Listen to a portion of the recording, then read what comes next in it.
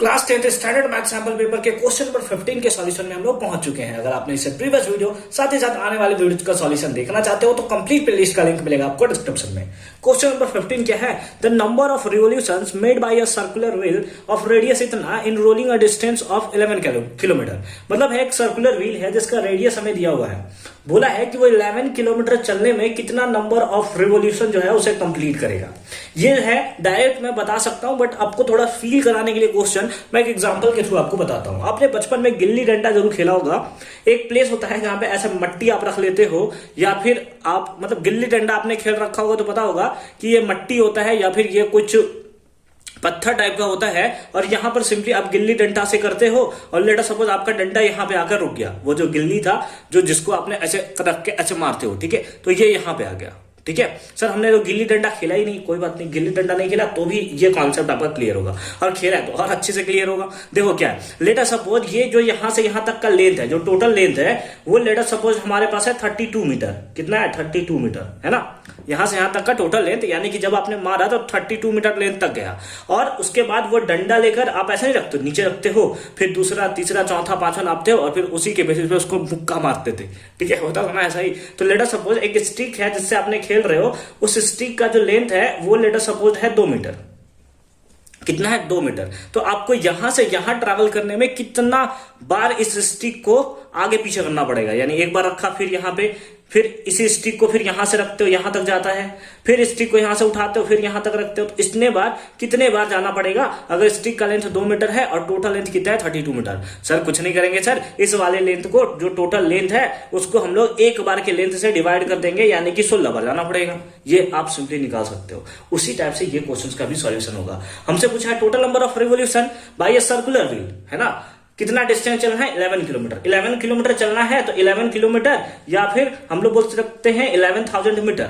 यही ना, 1 किलोमीटर में 1000 मीटर, तो अब मीटर है, यानी कि ये टोटल डिस्टेंस है हमारा। अगर एक व्हील, एक चक्का जो है एक बार कितना डिस्टेंस ट्रैवल करता है, अगर ये हमें पता चल गया ना तो हम इसको सिंपली डिवाइड दे देंगे, हमारा आंसर आ जाएगा।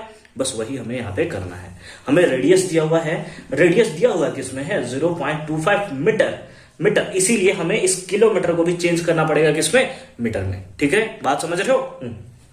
अब रेडियस है, अगर हम एक चक्का के बारे में बात करें, चक्का तो एक बार में कितना लेंथ ट्रैवल करेगा ये क्या बताता है? इसका सरकमफेरेंस ही तो बताता है। सरकमफेरेंस क्या होता है? यहां से लेकर यहां तक का लेंथ बताता है। यहां से लेकर यहां तक का लेंथ बताता है। आप चाहो तो क्या करो कि टायर लो, यहां से तोड़ दो, है ना, यहां से तोड़ दो टायर, और ऐसे पकड़ के ऐसे इसको सुला दो, तो ये वाला पार्ट जो है ऐसे जाकर सिंपली सो जाएगा ऐसे। तो आपको पता चल जाएगा कि यहां से यहां तक का टोटल लेंथ है कितना। ये क्या देगा? अगर सर्कल है तो सरकमफेरेंस ही हमें बताएगा। तो सिंपली हमें क्या निकालना होगा? सरकमफेरेंस। सरकमफेरेंस किसका? सर्कल का सरकमफेरेंस। ठीक है, वो स्पेलिंग देख लोगे यार, सरकमफेरेंस। फिर आप लोग कमेंट करते हो सर सरकमफेरेंस का स्पेलिंग गलत है। ठीक है, सरकमफेरेंस कितना होगा? 2πr। कितना होगा? 2πr। वैल्यू पुट कर दो, 2 का 2 रख दिया हमने, पाई को हमने क्या रख दिया? 22/7, और r को हमने रख दिया, r का वैल्यू कितना है? 0.25।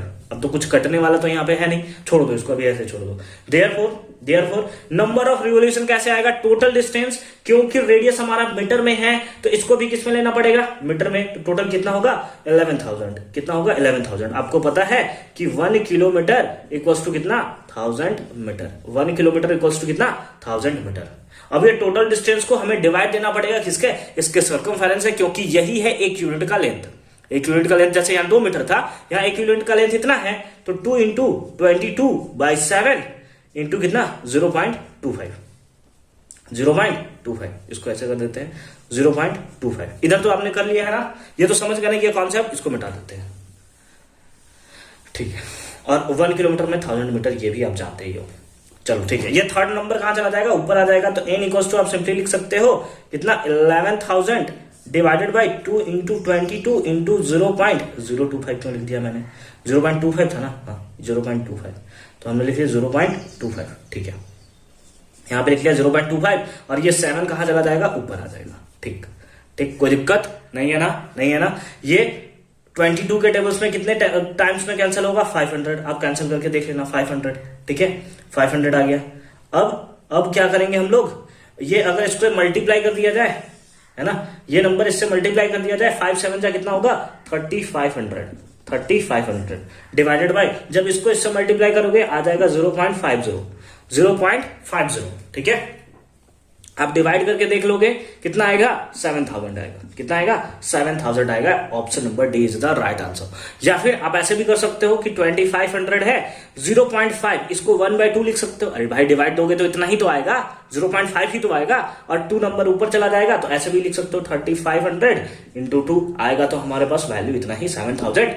That is option number D is the right answer. हर एक पार्ट को धागा खोल के रख दिया है भाई, हर एक, चाहे गिल्ली वाला एग्जाम्पल हो चाहे इससे आप समझो। अब आपके मन में जब भी ऐसा क्वेश्चन आ जाएगा, आपके पास कॉन्सेप्ट पूरा अच्छी तरीके से क्लियर रहेगा कि कैसे इसका सॉल्यूशन हम लोग कर सकते हैं। आई होप कि ये कॉन्सेप्ट आपको बहुत अच्छे तरीके से समझ में आया होगा। मिलते हैं आपसे अगली वीडियो में क्वेश्चन नंबर 16 के सॉल्यूशन के साथ। तब तक के लिए अच्छे से पढ़ाई करते रहिए। All the very best. और कंप्लीट प्लेलिस्ट का लिंक है डिस्क्रिप्शन में, देखना मत भूलियो।